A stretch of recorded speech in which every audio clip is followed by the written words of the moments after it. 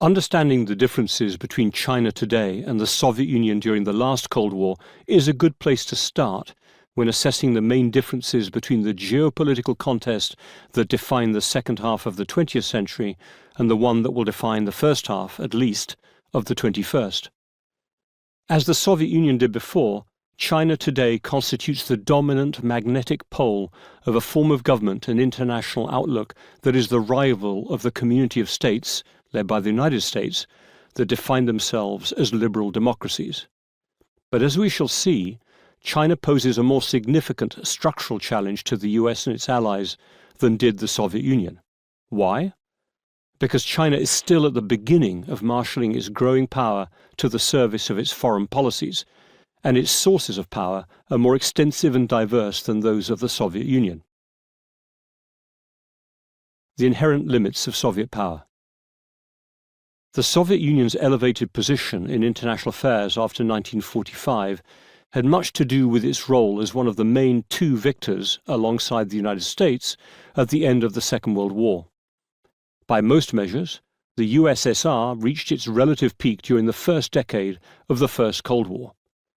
In December 1945, it occupied all Central and Eastern Europe, and by 1948 had engineered Communist Party rule throughout the region, with most governments indirectly controlled from Moscow.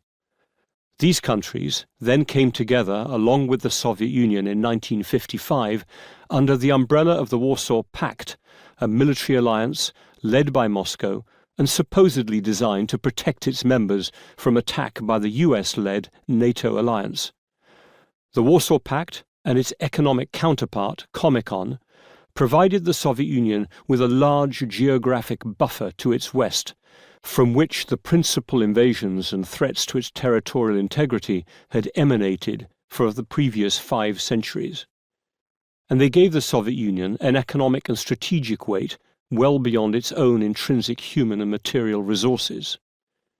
The Soviet Union's role as a permanent member of the United Nations Security Council and as a leading nuclear-armed state also enhanced its security and global standing, and its self-sufficiency in natural resources, especially oil, gas, coal and food, added to its ability to follow an autarkic path, much like the US had done until it was drawn into Europe's 2 major wars. But as former US National Security Advisor Zbigniew Brzezinski presciently wrote in 1986, "The Soviet Union is like a giant with steel hands but rotten innards. It can crush in its grip weaker opponents, but a spreading corrosion is eating away at its system.